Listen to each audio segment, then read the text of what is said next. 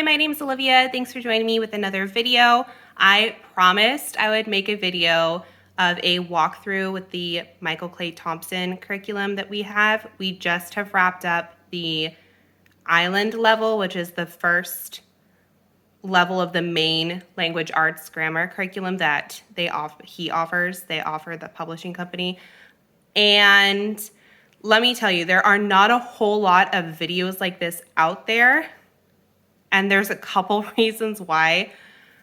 And I hope that I can do a little bit of justice for this curriculum and for anybody who's interested in how to, or trying to figure out how to utilize the curriculum, because it really is going to be different for everyone. And I know that's a sucky answer, but it's not written in a way where you are handed like a schedule guideline of how to use it and how to teach it, whereas a lot of curriculums are kind of open and go. It'll tell you, okay, this page, this lesson is this many pages long, and then you do this or what have you.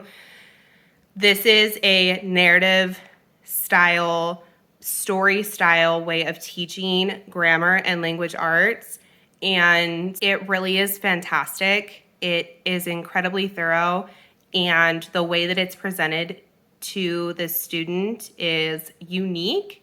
It's not a workbook situation where there's going to be a blurb at the top and then a couple questions to answer about, oh, okay, this is the noun, or here's the prepositional phrase, or what have you. It's a story, and it's really too bad because I feel like they have a lot of copyright, super strict rules, which going into this video, I'm sorry if some of the pictures or the video clips are not super clear. That was semi-intentional because I just don't know how much of their work is copyrighted. And there's not a whole lot of flip-throughs of this curriculum either. There's kind of like a reviews, but it's hard to do a flip-through because, again, they're, from what I can grasp, they're pretty strict, trying to be respectful, but also trying to be helpful, because I think that the fact that there is not a whole lot of information, even though a good chunk of people use this, at least in the homeschool communities I have found myself in, it's really too bad that there isn't a whole lot describing or showing this curriculum, because it really, really is such a great way of teaching this subject. All right, so for the grammar part, this is the first book for this level. This is the first book. You go through the grammar level. This is going to introduce all of the 8 parts of speech in here. So your nouns and all of those. Again, it's a narrative kind of, it doesn't read as a textbook. It reads as kind of a story, like you're being told this in a story. And this one was a little bit harder going into it, figuring out what to do and how to use it. First of all, let me just say, I only have the teacher editions of everything except for the practice book, the practice booklet of the analysis sheets. So I bought the grammar island, the sentence island, which is the writing part of it. I bought the practice books, which is a student and teacher. I bought building language. This is going over stems, like Latin stems and vocabulary that way. I also bought the poem one, and we have not cracked that open and have not used it. Maybe I'll get to that. But for right now, talking about what we use, so there's Grammar Island.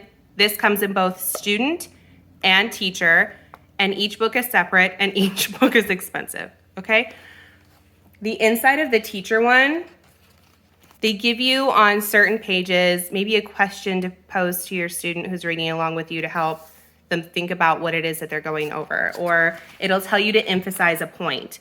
And also there are, in the teacher one, the answers to some of the analysis stuff. So underneath it'll tell you what part of speech it is. So that is not there in the student one. They don't have the little teacher bubbles, and they don't have the answers underneath any of the analysis stuff. But other than that, the student and the teacher books are exactly the same. And so for me, if I wanted to use this curriculum, and from everything that I had reviewed, it was a wonderful curriculum and I did want to use it in our home, but I could not afford the full package. And so this has worked just fine for me, because what we do is, when I was going through the grammar book, I would just take, not this book specifically, but anything that was not see-through, and I would just go along the sentences and I would cover up the answer parts as we went through, which was actually helpful that way anyway, because we were doing it together and I was looking at exactly what he was looking at. There's no way to get it confused, like, oh wait, which line are you looking at in your book? You know what I mean? So anyway, this worked out really great for us. This, you really just kind of got to get through. And what I suggest getting for the grammar portion of it is sitting down, setting a timer for maybe 15 minutes, and seeing how much you get through when you read through it. And then it kind of depends on your student and how your student learns and how you teach. How much do you think is actually digestible? Is your student getting anything out of it? You don't want to overwhelm them with stuff. So there is different parts for each part of speech, and those parts even are semi-long. It just depends on your learner. So I would set a timer for 15 minutes, sit down, see how much you get through. At the end of the 15 minutes, kind of review and say, okay, give an example, that sort of thing. The next day, 15 minutes again. For the grammar book, at the end of each idea, they utilize that part of speech in kind of like a little, a passage.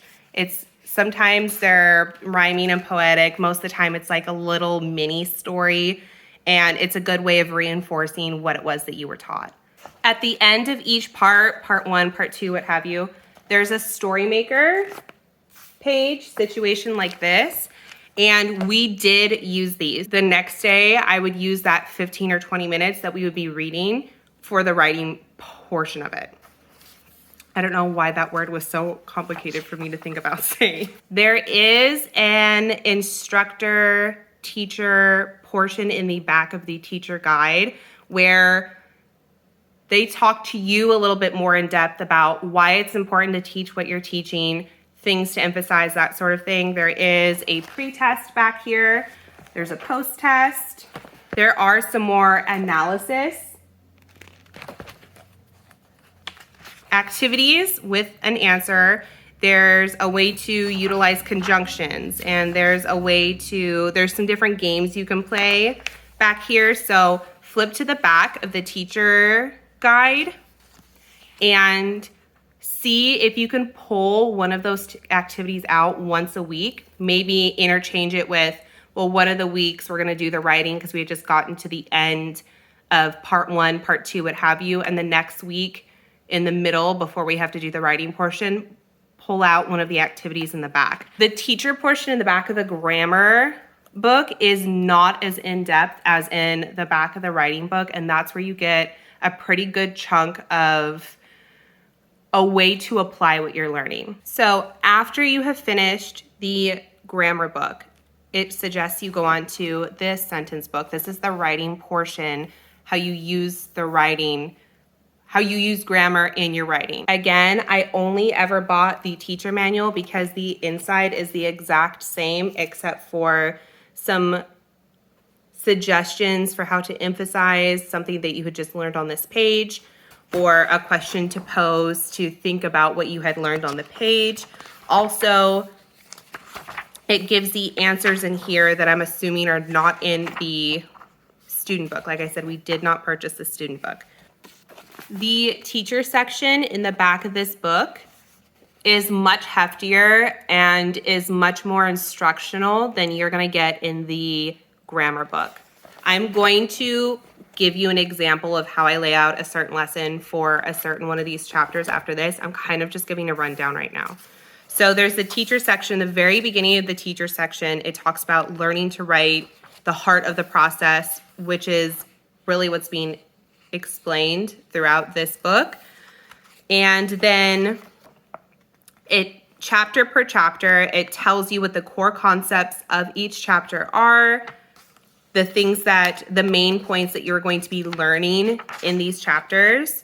It has a discussion, like a conceptual discussion page. It also has some points for you to emphasize to your learner as you're going through them. And then there are the writing activities. And this is per chapter, so per point that you learn.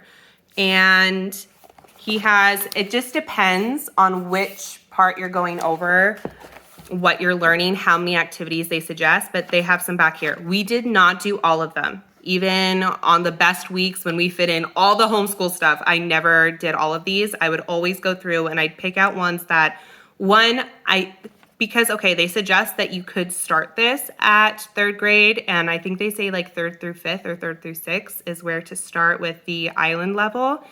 And my son had not been doing any formal writing lessons before going into this. I will teach math and science and language art and literature all day long, but so writing comes easy to me and it's natural to me and I'm good at it and I am an awful teacher at it.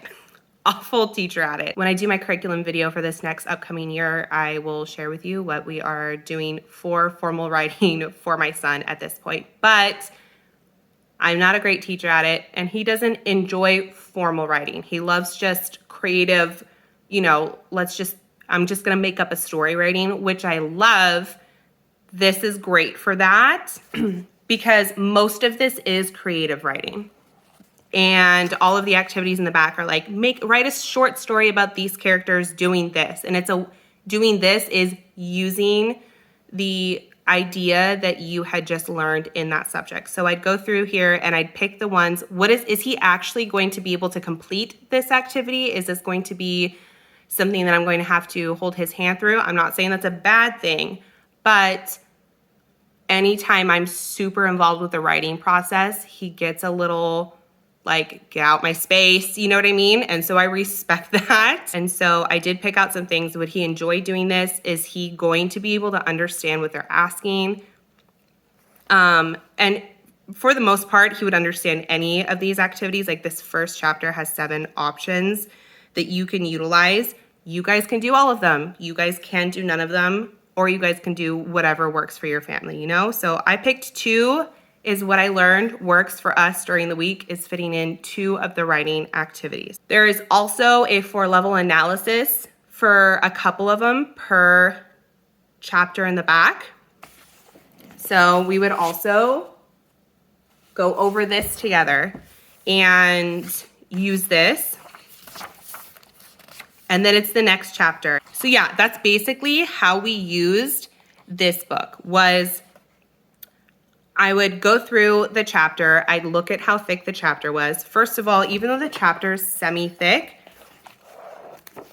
this book looks huge, but the writing's big and there's not a whole lot of writing on each page, which I love because it gives him a chance to actually absorb stuff instead of just reading through a page for 10 minutes and trying to take in something like this and then using it and remembering it. So there's some pictures and it's fun and we actually giggled through this book. If you and your learner go back and forth, if there's someone who can read aloud with you and be able to be one of these characters, I would suggest you do that because it is fun and the characters are sarcastic and some of them are dry and they are witty and I was not expecting that in this book. So I will go through with you, give you an example of how I would plan out a week. That's a rundown of Sentence Island. This is super unconventional. I don't have a tripod and I don't have anything else to hold my phone up with, which is what I record on, other than this giant pile of books. So anyway, excuse the reading material. So I'm gonna go through a week's of planning through a chapter here. I'm gonna show you guys kind of how I would split it up for my day and what works for us. All right, so I use a scrap piece of paper when planning for our language arts, just because sometimes I go through and I realize, dang, I actually would like to include this here on this time instead, or this day, after I look at what else I've planned for the week for all of our studies. because then I fit in writing on a day where we don't have a whole lot of other writing, or I fit in reading during a day we don't have another heavy reading day. So I plan on this scrap piece of paper, and then I know exactly what I want to include from this curriculum for this week, and I fit it in my big daily planner, homeschool planner, where it needs to go. So for here, I'm using the chapter 5 as an example. So I'm gonna go through here. Okay, so this goes from page 190, and I know this is upside down for you guys, I'm sorry. This goes from page 190 to 226. So for me, 190 to 226, I'm going to say on day one, we are going to read pages, and then I'm going to go through here and kind of see where the story has maybe a natural stop. And this is just me flipping through it. So I'm going to say we're going to do read pages 190 through 207. And then this day, I'm also going to include a writing activity from back. Okay, so I'm going to do writing activity number, let's see. And then I'm going to flip into the back. This has 4 options for writing. And I'm just going to kind of read through these and see which ones I think are going to be best for my son during this week. Okay, so we are going to do writing number activity 1. And that's found on page 312. And so there's typically 2 analysis, like 4-level analysis sentences to do.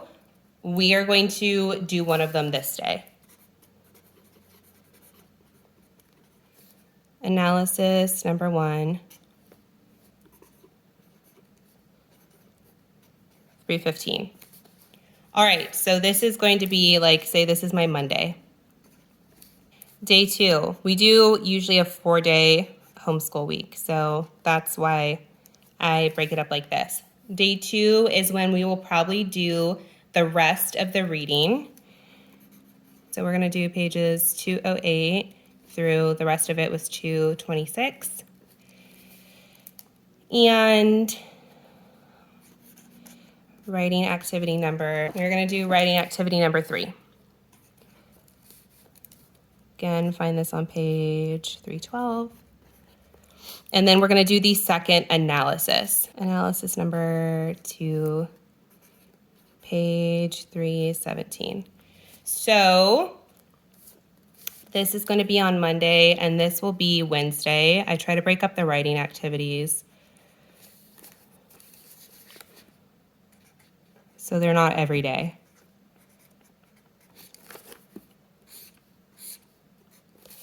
So that's for writing. And then I'm gonna fit in the building language, which is like the vocabulary. So this again is just kind of in a narrative style. What I'm gonna do is I'm gonna go through here. Okay, so this is the lesson that we're on. Again, I'm gonna see where there's kind of like a natural break in the lesson, and that's gonna be on page 48. So I'm gonna say vocab.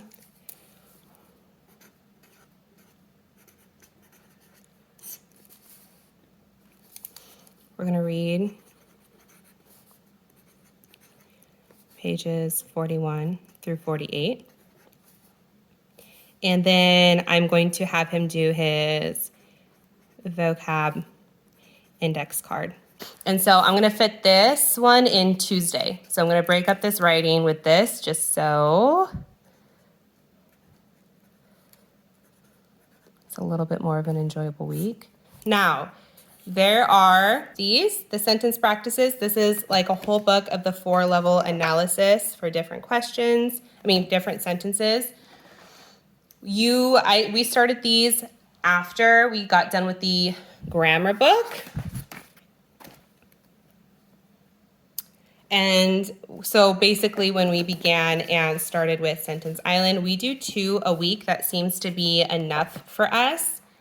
So again, I'm going to include this on the sentence.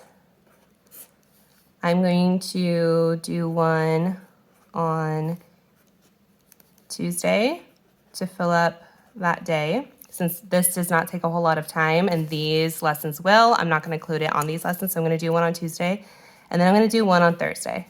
And this is my lesson for the week for how we split up our Michael Clay Thompson. This would work the exact same way for any of the other chapters in the writing book.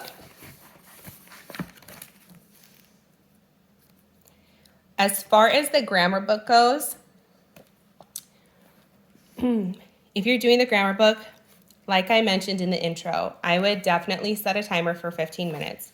I'd open it up and I would read for 15 minutes and make sure that you're using all of the emphasis in the teacher manual to promote discussion with your kiddo. Kind of see where you get in 15 minutes, turn the timer off, have a discussion about what it is that you learned. When you get to the end of this section, there will be the story builder. So there's going to be some story makers.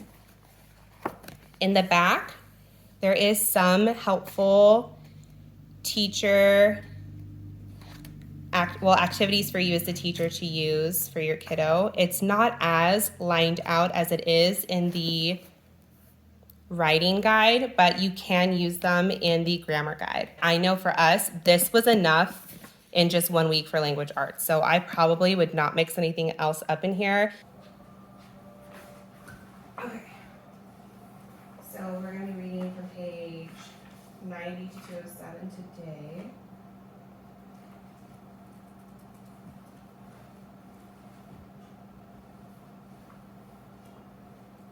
No, 190 to 207. That would be a lot to read.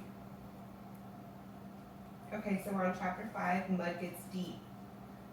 So we had just learned about click clack, right? Mm-hmm. Go ahead. Oh, Mud looked up at the beach and saw a blue kingfisher sticking his toes in the sand and watching the shallow water sharply. "Hi," said Mud. "My name is Mud." Right, said the kingfisher. "My name is Herman Fisher, and I'm a kingfisher." All right, so for each chapter in Sentence Island, there is corresponding work in the back. This is the writing activities for chapter, I can't remember chapter on, chapter 5. There's 4 different activities that we could be doing for this one. So I just go through here and I choose which one I think my son could complete and or what I think he would get the most, which one I think he would get the most out of. So I take our School Nest notebook. This is the draft side, or how we use it is the dot grid is the draft side. You guys could utilize this however you need to. And then I just write the activity that I want him to do up here. And so he uses it that way. And that is how we have used this with the activity in the back. Okay, so what was it that we went over with the last time we read? What is it that we learned? Well, we learned about some punctuation that the idea it could still be a complete sentence, but the idea couldn't be complete. This is asking a question. Think of some different ways that Interrogative. yes, like to interrogate means to ask a lot of questions-ish. Okay, what kind of example sentence is this? Look at the punctuation. This tells us it's what? You're exclamatory sentence. Yes, good. Okay, so we have our parts of speech down. Now, before we move into parts of sentence, because this might be trickier than you may think looking at it, let's just skip to something we can easily identify. Are there any prepositional phrases here? No. No, so, right, no prepositional phrase. Right. Now, something that I think we should skip to for this one, but may even be helpful for you to skip to on most of them to understand how to correctly talk about parts of sentence is to identify what's going on with the clauses. What kind of clauses are happening here? It looks like there's just one. There's not. This one's tricky. Okay, I am hoping this was helpful. I already know going into it pre-editing that it's going to be a little chaotic. It's going to be a little messy. I do hope that I did service to this curriculum, which is great and fantastic, and I 100% recommend and suggest. I just know that there's not a whole lot of information about using the material right now online. I am pretty sure the publishing company includes a suggested schedule of how to use this and how to implement it for you in your homeschool space. I am not probably ever going to be buying the entire package. After going back on it, do I wish I had bought any more student books? No, I don't. I can't tell you about maybe some of the higher levels, but for this island level, talking is really hard for me today. I'm so sorry. And the light's changing. Here in Washington, we had hail and snow and sun yesterday, and the sun's decided to come out midday here right now. So anyway, it's been a rough April, okay? So these were just some suggestions of how we have figured out it works for our family. It really is kind of like a learn how it works for you as you go curriculum. And I know that's such a tough thing going into it. And I love like a layout and a plan. What should I be doing? So then I can look into it, try it, and modify that as I need for my learner. So at least for the beginning, if you're hoping that this can be a independent curriculum, this is probably not the way to teach grammar if you're looking for that, because this is very much an interwoven parent kiddo together one. I wish that I could show you more of the inside of these books. Again, I just don't know. I don't know what their rules are for sure about the copyright situation. And if this was helpful at all, please let me know down below.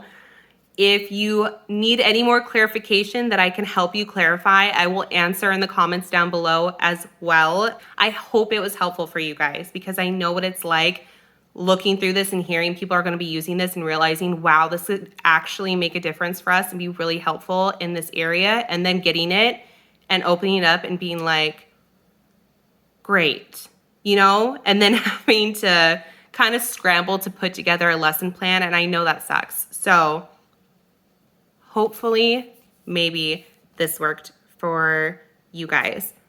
Final thoughts, utilize the parent/instructional part in the back of the grammar and the writing books, because there are things for you to use in your weeks to help you teach these ideas. It's not all just on you in the reading. There's things that you can utilize. It just depends on at what point you use it for you guys in your lesson, in the chapter, and how much you and your reader can really take on during the week. Because is it possible to sit down and read through this entire book in a day or two? Probably, for the grammar book, probably, because the story does go quickly. But how much are you going to retain and actually soak up and be able to then use in lessons and stuff? So anyway, thanks again for checking out another video of mine, and I will see you guys in the next one.